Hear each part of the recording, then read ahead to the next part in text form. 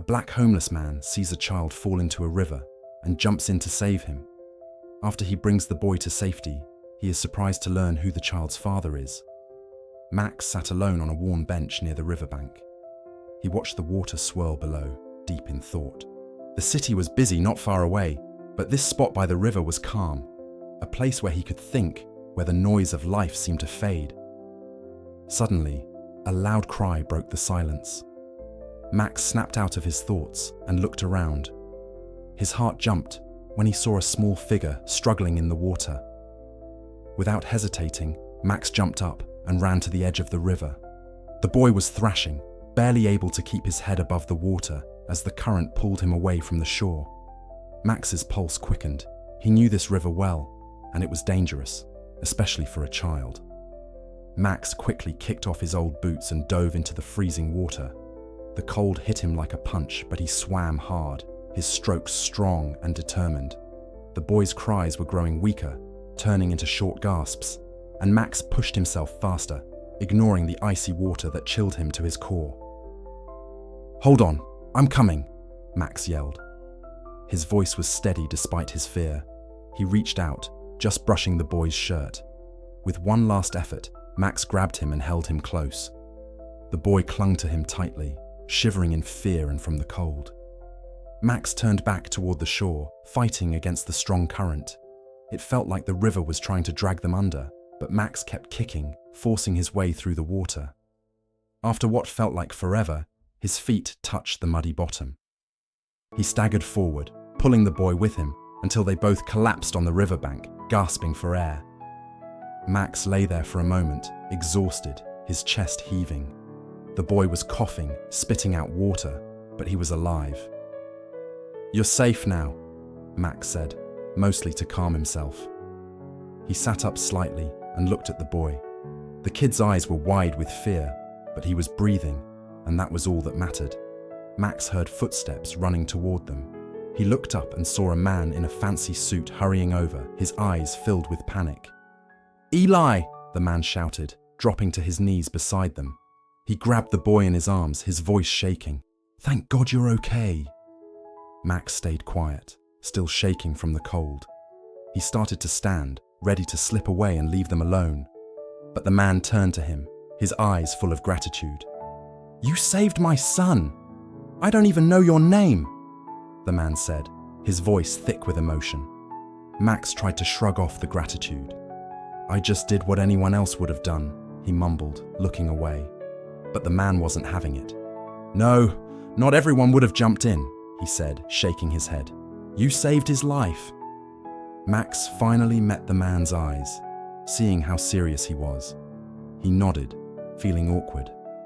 "Max," he said. "Thank you, Max. I'm Nathan. I owe you everything," Nathan said, hugging Eli, who was still clinging to him.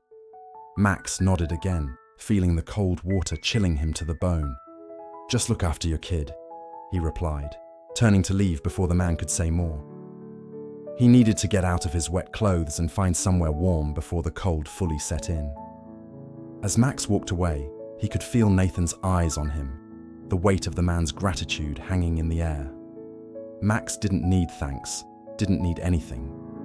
But as he glanced back at the boy, now safe in his dad's arms, a strange feeling of satisfaction washed over him, something he hadn't felt in a long time. Max's clothes were still damp as he made his way through the park. The cold air stung his skin, and he shoved his hands deeper into his coat pockets, trying to stay warm. The park was quiet now, with just a few people around, none of them paying him any attention. That was fine with him. He didn't need people noticing him. He just needed to find a spot to rest and warm up. He was almost out of the park when he heard footsteps behind him. Max sighed, already knowing who it was before he turned around. "Max, wait!" Nathan called, catching up. He had Eli with him, wrapped in a blanket, looking much safer and warmer than before. Nathan's face was serious, a mix of gratitude and determination in his eyes. Max stopped, waiting for them. He didn't have the energy to keep walking anyway. The cold had sunk deep into his bones, making every step a struggle. Nathan reached Max, breathing hard. You didn't give me a chance to thank you properly back there, he said, his voice full of emotion. You saved my son's life. I can't just let you walk away without offering something in return. Max shifted, uncomfortable. He glanced at Eli, who was staring up at him with big, curious eyes. I didn't do it for a reward, Max said, his voice rough. The kid needed help. That's it. Nathan shook his head, clearly not satisfied. I understand that, but I still want to help you. Anything you need, money, a place to stay, whatever, just say the word. Max's expression hardened. He'd been offered help before, and it always came with strings attached. He didn't want to owe anyone, not even someone who genuinely meant well. I don't need your money, Max said firmly, and I don't want your help. Nathan looked surprised, but quickly regained his composure. It's not charity, Max. It's just one man helping another. You don't have to do everything alone. Max's eyes flickered with a mix of frustration and exhaustion. He didn't want Nathan's pity, or to be seen as someone who needed a handout just because things were tough. I've been on my own for a long time, Max said, his voice softening slightly. I know how to get by. Just take care of your kid. That's enough. Nathan hesitated, searching for the right words. You don't have to be alone, he said quietly. It's okay to accept help when you need it. Max shook his head, feeling the weight of the day settle on him. I've got my pride, he muttered, mostly to himself. He glanced at Eli, seeing the boy watching him, his eyes full of something like admiration. It made Max feel exposed in a way he hadn't felt in a long time. Nathan sighed, realizing he couldn't push further. At least take my number, he said, pulling out a card and holding it toward Max. If you change your mind or need anything, just call me. Max hesitated, but finally took the card, not because he planned on using it, but just to end the conversation. He glanced at it briefly, Nathan's name and number printed neatly, before tucking it into his pocket without a word. Nathan gave a tired smile. Thank you again, Max. Really? Max just nodded, eager to leave. Take care of yourself and the kid, he said over his shoulder as he started walking. Eli's voice stopped him. Max. Max paused and turned slightly to look at the boy. Thank you, Eli said softly, his voice full of sincerity. Max gave a small smile, his expression softening. You're welcome, kid, he replied, then turned and walked away, his steps slow but steady. Nathan watched Max go, feeling both grateful and helpless. He squeezed Eli's hand a little tighter, pulling him close. Let's go home, Eli, he said gently. As Max disappeared into the city's shadows, Nathan had a strange feeling their paths would cross again. He didn't know how or when, but something told him this wasn't the last time he'd see Max. Max kept walking, the card burning in his pocket. He had turned down the offer, keeping his pride, but Nathan's words stuck in his mind. There was a difference between charity and real help, and deep down, Max knew that. But old habits were hard to break, and Max had spent too long on his own to trust easily. Later, as he found a quiet corner to rest for the night, he thought of Eli's soft voice thanking him. It had been a long time since anyone had shown him that kind of gratitude, and it made him wonder, just for a moment, if accepting help didn't always mean losing pride. But for now, it was just a passing thought. He leaned back against a wall, closing his eyes as the city buzzed around him. The cold was still there, but it didn't bite as sharply. Nathan's card was still in his coat pocket, a reminder that maybe, just maybe, he didn't have to be alone forever. But that was a choice for another time. Right now, Max just wanted to forget, if only for a little while. The next morning, sunlight streamed into Nathan's upscale apartment, brightening the room. Eli sat at the kitchen table, pushing his cereal around in the bowl without eating. His mind was far from breakfast. He kept thinking about Max, the man who had saved him. Nathan noticed his son's quiet mood. It had been a few days since the river incident, and though Eli seemed okay, something was clearly bothering him. "You doing all right?" Nathan asked, setting his coffee cup down and leaning in. Eli looked up, his face serious. "Dad, we need to help him," he said, his voice soft but firm. Nathan blinked, confused at first. "Help who?" "Max," Eli said, like it was obvious. "He saved me. We can't just let him go back to that." Nathan sighed, understanding now. He'd been thinking about Max too, wondering if he should reach out again. Max had refused help, but Nathan couldn't shake the feeling that the man needed more than he'd let on. "I tried to help him, Eli," Nathan said gently. "But he didn't want it. Some people are proud, and they won't take help, even when they need it." Eli frowned, clearly not satisfied with that answer. "It's not fair," he said, frustrated. "He saved me. We have to do something." Nathan placed a hand over Eli's.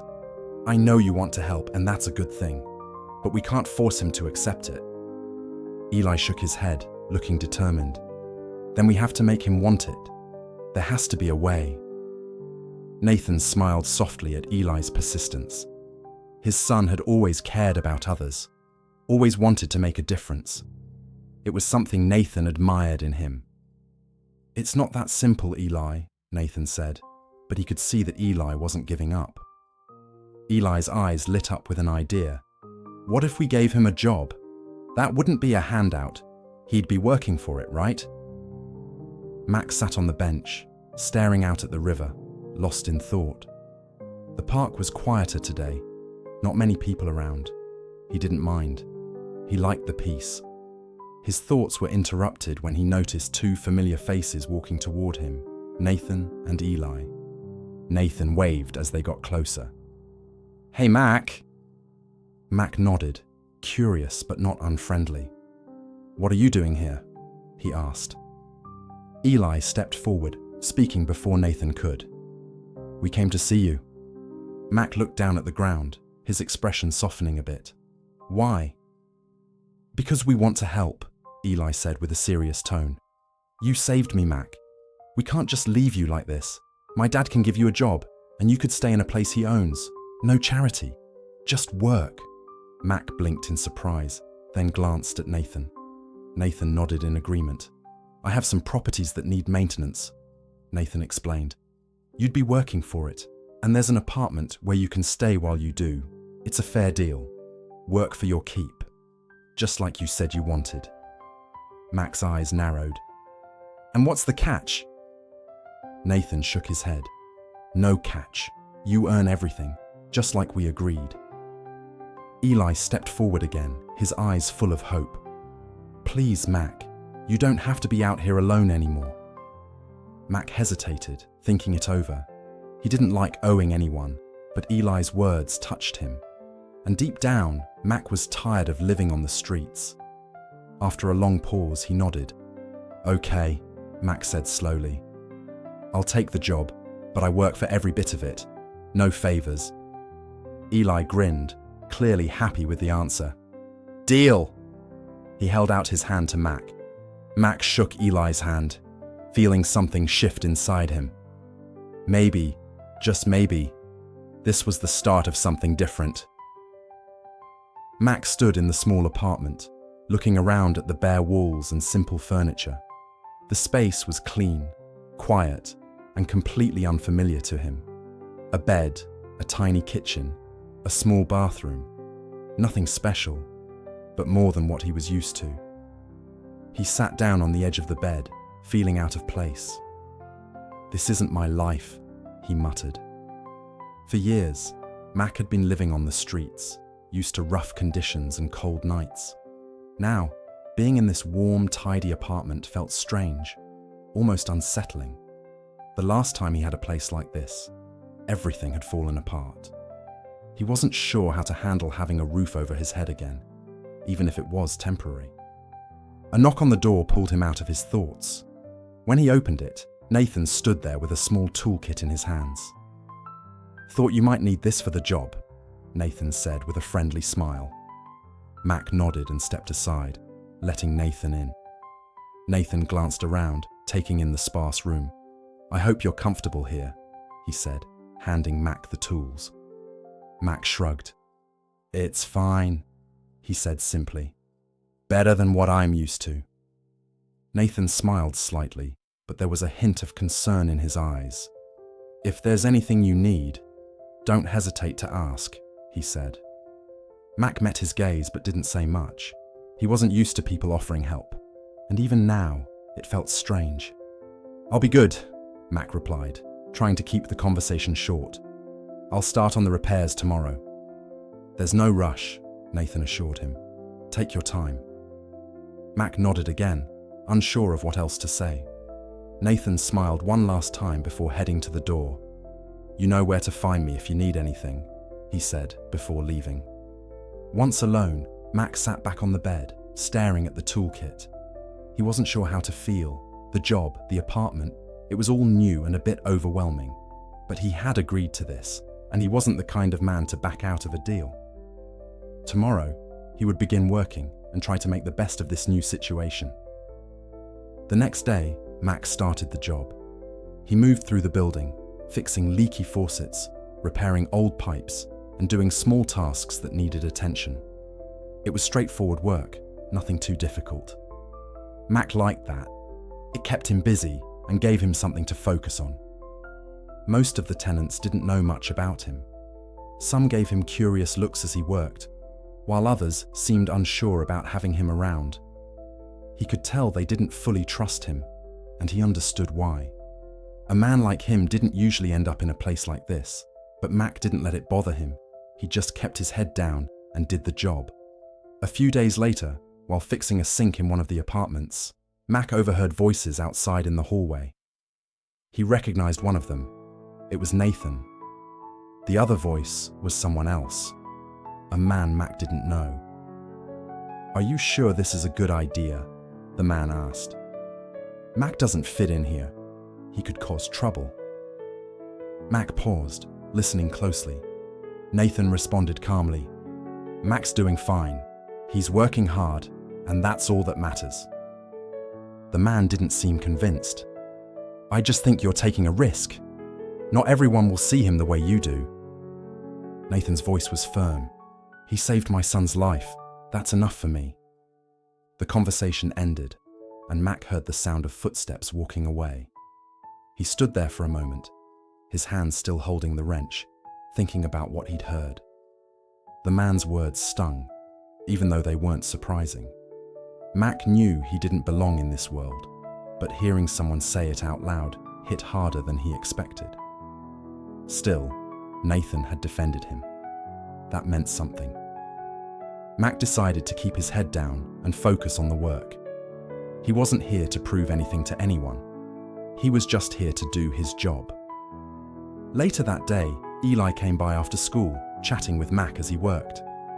The boy's excitement and innocence brought a smile to Mac's face, something he hadn't done in a long time. Eli didn't care about where Mac had come from or what his past was like. He just enjoyed talking to him, and that made Mac feel a little more at ease. As the days passed, Mac found a rhythm. He fixed things, kept to himself, and slowly started to adjust to his new routine. It wasn't easy, but it was better than living on the streets. There were still moments when he felt like he didn't belong, but he kept pushing those thoughts aside. He had a job to do, and that was enough to keep him going. One evening, as Mac sat in the small apartment, staring out the window, he thought about what Nathan had said to his business partner. Nathan believed in him, and Eli did too.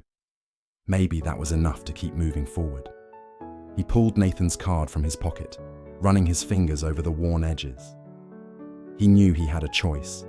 He could walk away from this, go back to the life he knew, or he could stay and see where this new path might lead. Mac slipped the card back into his pocket and stood up.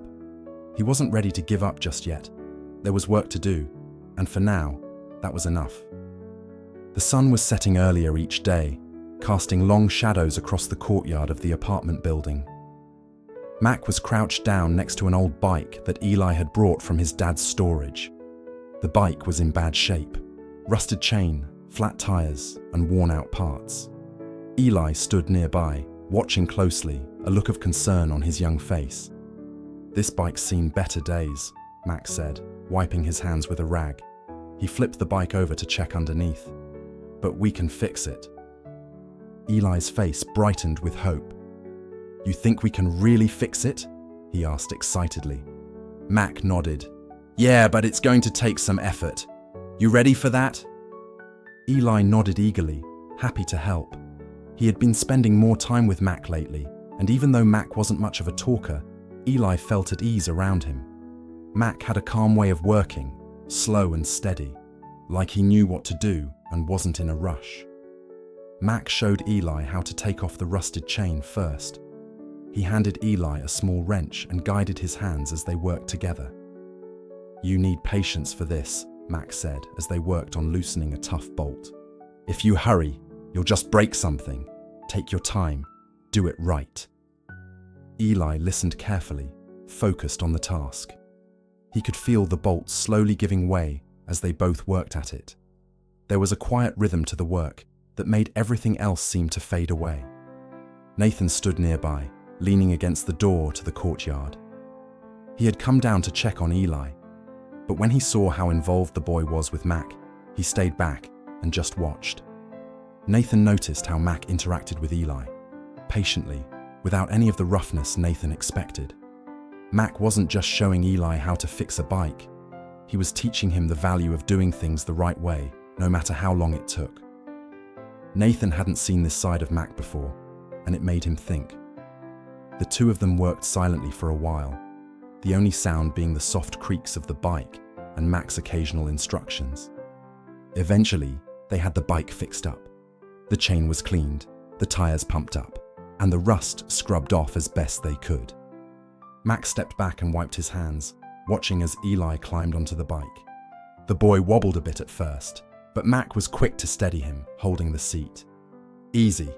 You've got this, Mac said. Just keep your balance. Eli smiled wide as he pedaled around the courtyard, his laughter filling the air. Mac smiled too, but quickly wiped the smile away when he saw Nathan watching. Nathan walked over slowly, nodding toward the bike. That's impressive, he said. Didn't think that old bike could be fixed. Mac shrugged, his eyes still on Eli. It just needed some work. Not everything's ready to be thrown out. Nathan heard the deeper meaning in Mac's words but didn't say anything about it. He watched Eli ride around, happy to see the boy so excited. He needs someone like you around, Nathan said quietly. Someone who can teach him things that matter.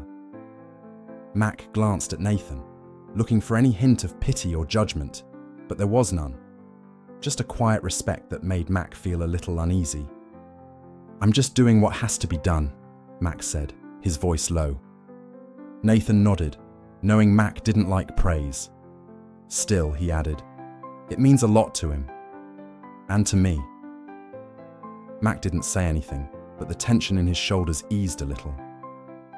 He and Nathan stood quietly, listening to the clatter of the bike as Eli rode around, filling the silent courtyard.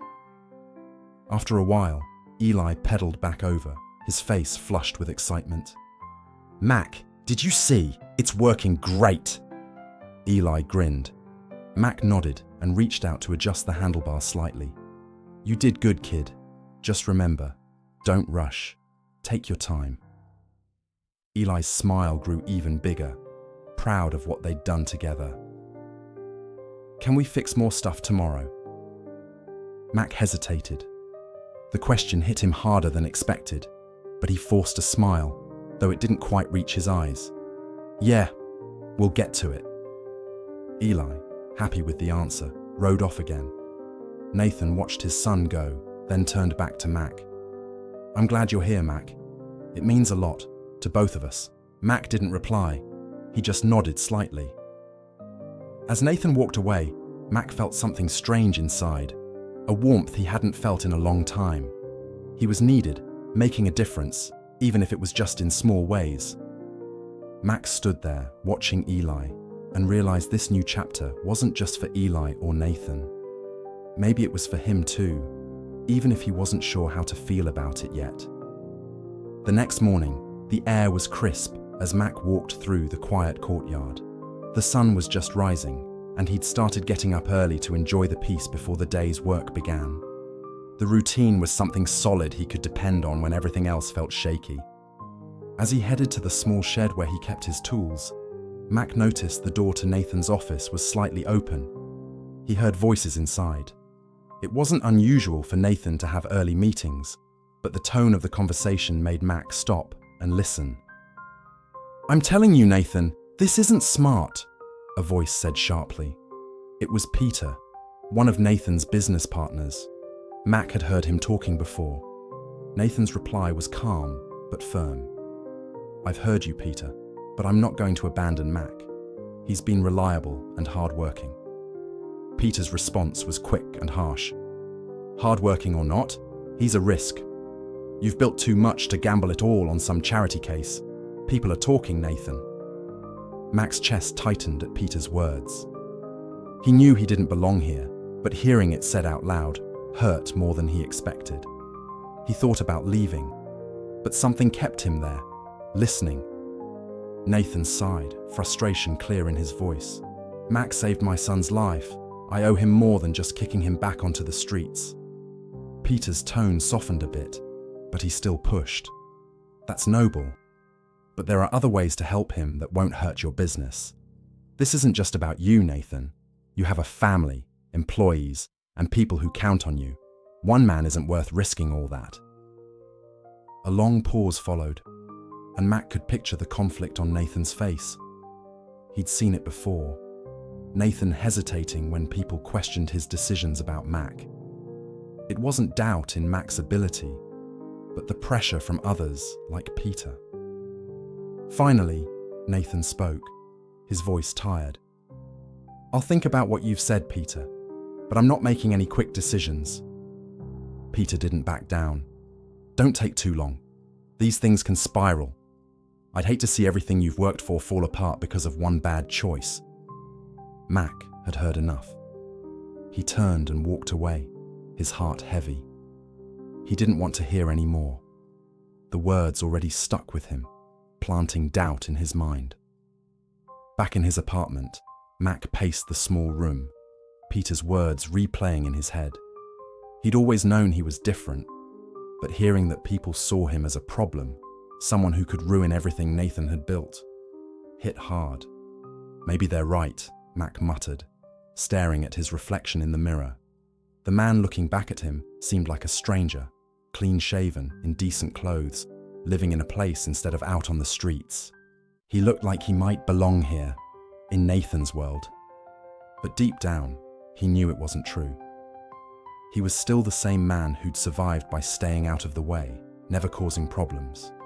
And yet, here he was, caught up in something bigger than he'd ever planned. It had been fine when he was just doing his job, helping out where he could, trying to start fresh. But now it felt different. Now, he was a burden, a risk. The thought gnawed at him, making it hard to breathe.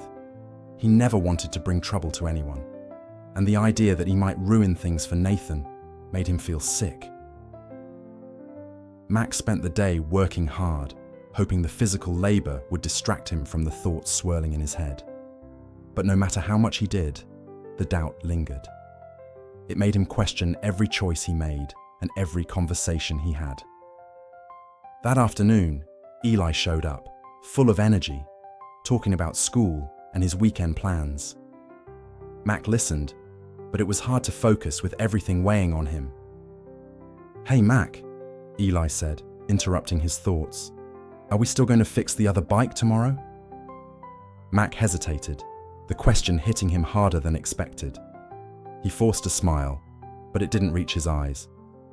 "Yeah, kid, we'll get to it." Eli, completely unaware of the tension in Mac's voice, smiled brightly and started talking about something else. But Mac wasn't really listening. All he could think about was the conversation he overheard and the growing feeling that maybe he should leave before things got worse. As night fell, Mac sat in his apartment, staring at the door. The urge to pack up and go was strong. He had done it before, left when things got too complicated. It was always easier to run, but this time was different. There was Eli, who looked up to him, and Nathan, who had given him a chance when no one else would. That made it harder to just walk away. Mac sat down, his head in his hands. He felt caught between two worlds. He wasn't on the streets anymore, but he wasn't sure this new life fit either. The pressure of trying to keep up with everything was becoming too much. Even though he wanted to leave, something kept him from doing it. Maybe it was a sense of duty, or maybe it was something deeper, something he wasn't ready to admit. All he could do was wait and hope that somehow he'd figure things out. The day had been unusually calm, but Mac couldn't shake the feeling of unease. The conversation he overheard kept replaying in his mind, making the doubts grow stronger. By evening, he couldn't take it anymore. He had to talk to Nathan. He couldn't keep pretending everything was fine when it wasn't. It was better to face it head on, even if it risked ruining everything. Mac found Nathan in his office, working quietly. The room was dim, lit only by a small lamp on the desk. Nathan looked up when Mac walked in, noticing right away that something was wrong by the way Mac stood stiffly in the doorway. "Mac?" Nathan asked, concerned. "What's going on?" Mac didn't waste any time. "I heard you and your partner this morning," he said, his voice tense. "I know what he thinks about me." Nathan's face showed surprise and then realization. "Mac, it's not what you think." "You think I don't know how people see me?" Mac interrupted, his frustration boiling over. "Just someone you can help to make yourself feel better. A charity case." Nathan stood up, holding his hands out in a calm gesture. "It's not like that, Mac. I've done everything I can to help you," Nathan continued, his voice growing more frustrated. "I wanted to give you a real chance, to help you get back on your feet." "Because you feel guilty," Mac shot back, his words bitter. "You're trying to prove something. You don't really care about me. You care about how it makes you look." Nathan's patience cracked. "This isn't about guilt, Mac. It's about doing the right thing, giving someone a chance when no one else would. But it's also about you being the good guy, isn't it?" Mac pushed, stepping closer. His voice was hard. "It's about making sure you come out looking like the hero. You don't care about me. You care about what this says about you." Nathan's face showed a mix of anger and hurt. "Is that what you really think?" he asked quietly, his voice tight. "That I don't care at all?" For a moment, Mac saw the hurt in Nathan's eyes and hesitated, but his own anger and doubts wouldn't let him back down. "I don't know what to believe anymore," he said, his voice rough. "All I know is that I don't fit in here. Not with you. Not in this world." Nathan's frustration reached a breaking point. "Why can't you just accept that I want to help you, Mac? It doesn't have to be about guilt or pity. It should be about doing what's right." "Because that's not how life works," Mac shot back. "Not for people like me." The argument was loud enough that neither of them noticed Eli standing just outside the door. He had come to find his father, hoping to spend some time with him before bed. But the raised voices made him stop. He stood frozen in the hallway, heart racing as he listened to the angry words inside the office. The tension between Mac and Nathan was thick, both breathing heavily, emotions running high. "I'm done with this," Mac finally said, his voice raw. "I'm not going to be your charity case anymore. I'll pack my things and leave by morning." Nathan's anger quickly turned into shock and desperation. "Mac, no, wait, let's talk about this. You don't have to leave." But Mac was already turning away, his mind set. He couldn't stay, not after everything that had been said, not when the doubts in his mind had become too loud to ignore. Just as he was about to leave, a small voice broke the silence, trembling with fear. "Are you leaving because of me?"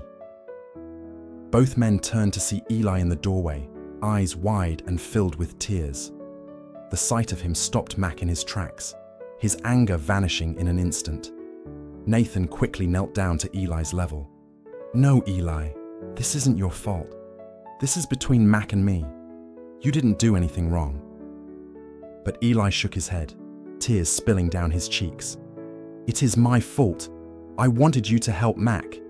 If I hadn't said anything, maybe you wouldn't be fighting." Mac's heart twisted at the sight of Eli's tears. The boy's words cut deeper than anything Nathan had said, filling him with guilt. "Eli, listen," Mac said softly as he knelt beside Nathan. "This isn't your fault. You didn't do anything wrong. I'm just not good at this, that's all."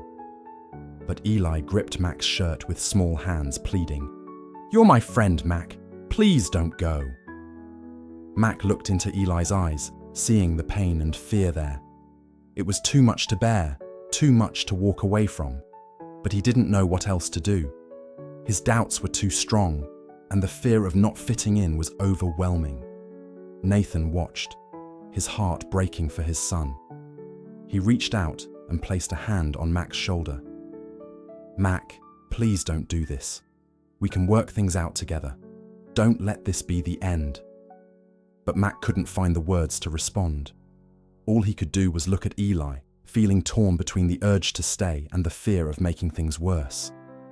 Before anyone could say anything else, Eli suddenly pulled away, face twisted in pain. "I'm sorry!" he cried before running out of the room. "Eli, wait!" Nathan shouted, but the boy was already gone, his footsteps echoing in the hallway. Mac stood up, his face pale. "I didn't mean for this to happen." "I know," Nathan replied, his voice strained. "But we have to find him before something bad happens." Without another word, both men rushed out, their earlier argument forgotten in the face of their shared fear for Eli. The rift between them was still there, but right now, their main concern was finding the boy they both cared for. As they stepped into the cold night air, the urgency of the situation pushed aside their earlier conflict. Eli was out there alone, and the darkness seemed to swallow every sound except for the pounding of their footsteps on the pavement. Nathan's voice trembled with panic. "Where would he go? He's never run off like this before." Max scanned the shadows, heart racing. "Think, Nathan. Where does he feel safe? Where would he go if he was scared?" Nathan's mind raced. Eli was only 7 and didn't know the city like they did. "He loves the park down the street. We go there when he's upset. But it's late, Mac. What if—" "Don't think like that," Mac interrupted, his voice firm. "We'll find him, but we need to split up. You check the park. I'll go toward the river." Nathan hesitated. "The river? Why there?" "Because that's where I found him the first time," Max said, heavy with memory. "Maybe he'll go back there." Guilt washed over Nathan. "This is my fault. I should have been paying more attention. I pushed him away, Mac. I pushed you away." Mac turned to face Nathan. "No, Nathan. This isn't about blame. Eli needs us now, both of us. We can figure out the rest later, but right now, we have to find him." Nathan nodded, though his eyes showed regret. "You're right. Let's go." They parted ways, each heading to their assigned search area. The urgency of their mission overshadowed their earlier fight. As Mac hurried toward the river, fear and regret flooded his mind. He couldn't shake the image of Eli's tear-streaked face, the boy's small hands gripping his shirt, begging him not to leave. As he reached the riverbank, the river looked dark at night, the water reflecting dim light from street lamps. Max strained to see any sign of the boy. Eli, his voice echoed in the night, but there was the water. He cursed his breath, his chest tightening with worry. Where could Eli be? He walked along the riverbank, calling out Eli's name, but the darkness and the sound of the water drowned out his voice. The farther he went, the more desperate he felt. "Come on, kid," he muttered. "Where are you?" Meanwhile, Nathan ran toward the park, memories of happier times flooding his mind. He recalled pushing Eli on the swings, the boys' laughter ringing in the air. Now the park seemed empty and eerie, the playground equipment casting long, ghostly shadows in the moonlight. Nathan gasped for breath as he called out for his son. "Eli! Eli, where are you?" But the park was silent. except for the rustling leaves in the wind. Nathan felt his heart drop. He was overwhelmed by the weight of his mistakes. How had everything gone so wrong? How had he let his son and Max slip away? While searching the park, a sudden idea hit him. The treehouse Eli loved. The old treehouse at the edge of the park. They hadn't visited in months, but it had always been Eli's favorite place. Nathan hurried to the park's edge, where the big oak tree stood. The treehouse was hard to see in the dark, but he could make out its shape, a small wooden structure nestled in the branches. "Eli!" Nathan called out softly, climbing the ladder with a mix of hope and fear. When he reached the top, he saw a small figure huddled in the corner, his face buried in his knees. "Eli!" Nathan's voice cracked with relief as he rushed over and wrapped his son in a tight hug. "Thank God you're okay."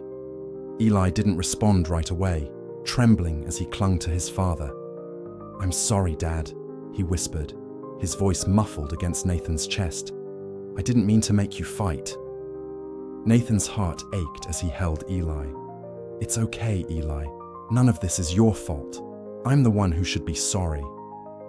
Eli looked up at his father, his eyes red from crying. "But Mac, he's leaving because of me." Nathan shook his head, tears in his own eyes. "No, Eli, he's not leaving because of you. He cares about you. We both do. And we're going to fix this. I promise." Eli sniffled, wiping his nose with the back of his hand. "Can we go find him? I don't want him to leave." Nathan nodded, pulling Eli close. "Yes, we'll find him. We'll make this right." They climbed down from the treehouse, and Nathan pulled out his phone, dialing Mac's number. His hand shook as he held the phone to his ear, hoping Mac would answer. After a few rings, Mac's breathless voice came through. "Mac, it's Nathan. I found him. He's safe." Mac let out a sigh of relief, leaning against a nearby tree. "Thank God. Where are you?" "We're at the park by the treehouse," Nathan replied. "Come back, Mac. He needs you. We both do." Mac closed his eyes, tension leaving his body. "I'm on my way." When Mac arrived at the park, he saw Nathan and Eli by the swings, waiting for him. The moment Eli saw Mac, he broke free from his father's grasp and ran toward him, throwing his arms around Mac's waist. Mac knelt down and hugged Eli tightly. "You scared me, kid," he said, emotion choking his voice. "Don't ever do that again." Eli nodded, burying his face in Mac's shoulder. "I won't, I promise." Nathan approached, guilt and gratitude mixed on his face. "Mac, But Mac shook his head. "We can talk later. Right now, let's just get him home." Nathan nodded, placing a hand on Mac's shoulder. "Thank you," he said quietly, "for everything." Mac didn't respond, but didn't pull away either. The three of them walked back to the house in silence, the weight of the night's events still heavy. Yet something had shifted between them, a new understanding forming in the darkness. As they reached the house, Nathan looked at Mac seriously. "We'll figure this out," he said softly. "Together." Mac looked back, his eyes showing a mix of hope and uncertainty. "Yeah," he replied, his voice barely above a whisper. "Together." As they stepped inside and closed the door behind them, the tension that once threatened to tear them apart began to fade, replaced by a fragile but growing sense of trust. The next morning, sunlight filtered through the curtains, warming the modest living room. The air smelled of fresh coffee, and life was returning to normal after the chaotic night. Max stood by the window, looking outside. The river that once seemed like a barrier between his past and present now felt distant. The small apartment was starting to feel more like a home. Footsteps brought Mac back to reality. He turned to see Nathan entering the room, 2 steaming mugs in hand. Nathan offered one with a smile, and Mac accepted it, feeling the warmth seep into his fingers. "Morning," Nathan said, sitting in a chair across from Mac. His eyes showed a quiet determination, as if he had resolved something overnight. "Morning," Mac replied, sipping his coffee. It was stronger than he liked, but he appreciated the gesture. Lately, he had been accepting help more often. Letting others in felt strange, but not as uncomfortable as before. Nathan leaned back, studying Mac for a moment. "I've been thinking a lot about what's happened," he began, his tone serious but calm. "About what it means and where we go from here." Mac met his gaze and nodded slightly. He had been thinking too, wondering what would happen next. "Yeah," he said quietly. "Me too." Nathan set his mug down and leaned forward. "I know this isn't what you expected. I didn't know what I was getting into either. But I know one thing. I don't want this to end here." Mac raised an eyebrow, unsure of where Nathan was going. "What do you mean?" Nathan's expression softened. "You've become more than just a helper here. You're important to Eli and me. We've been through a lot together, and I think it's time we acknowledge that." Mac looked down at his coffee, steam curling up in thin lines. He wasn't used to this kind of talk, this openness, but there was something in Nathan's voice that made him want to listen. Nathan continued, his voice steady. "You saved my son's life, Mac, and you changed ours. You've given me a chance to be a better father, and you've shown Eli what it means to care about someone. I don't want to lose that." Mac shifted in his seat, his mind wrestling with the idea. He had always been on his own, moving from place to place, never staying put. The thought of being part of something, part of a family, was both scary and tempting. He cleared his throat, unsure of how to respond. Nathan must have sensed Mac's hesitation because he leaned forward, speaking softly. "You're part of this family now, Mac, if you want to be." Mac looked up and met Nathan's gaze. He could see the honesty in Nathan's eyes. This wasn't about pity or obligation. It was something real, something that had grown between them over time. He thought of Eli, the boy's trust and innocence, and how Eli looked up to him with admiration. He also thought of Nathan, the man who had given him a chance despite everything. A small, genuine smile appeared on Mac's face. "I'd like that," he said, his voice steady. Nathan's face lit up with relief, and he reached across the table to place a hand on Mac's shoulder. "Then it's settled. We'll figure this out together." Just then, they heard small footsteps coming from the hallway, and a moment later, Eli appeared, his hair messy from sleep. He rubbed his eyes and looked between Mac and Nathan, sensing the warmth in the room. "Morning," Eli mumbled, still half asleep. "Morning, buddy," Nathan replied, his voice light now. "Come here." Eli shuffled over, and Nathan pulled him onto his lap, holding him close. Eli's gaze turned to Mac, and a smile broke out on his face. "You're staying, right?" he asked, hope in his voice. Mac chuckled and set his coffee down. "Yeah, kid, I'm staying." Eli's smile grew wider as he reached for Mac's hand, his small fingers wrapping around Mac's rough ones. "Good," Eli said simply, as if that was all that needed to be said. Nathan looked at Mac over Eli's head, and they shared a moment of understanding, a kind that didn't need words. This was their fresh start, a chance to build something better and stronger together. As they sat there, the morning sun shining brighter, Mac felt a sense of peace wash over him, a feeling he hadn't had in a long time. It wouldn't be easy. There would be challenges, adjustments, and doubts. But for the first time in a long while, he felt like he was where he belonged. And as the day began with the three of them together, the future didn't seem so scary. It felt like a promise, one they would face together, one step at a time. It's over to you guys. What's your thought on this remarkable story? Let us know in the comments.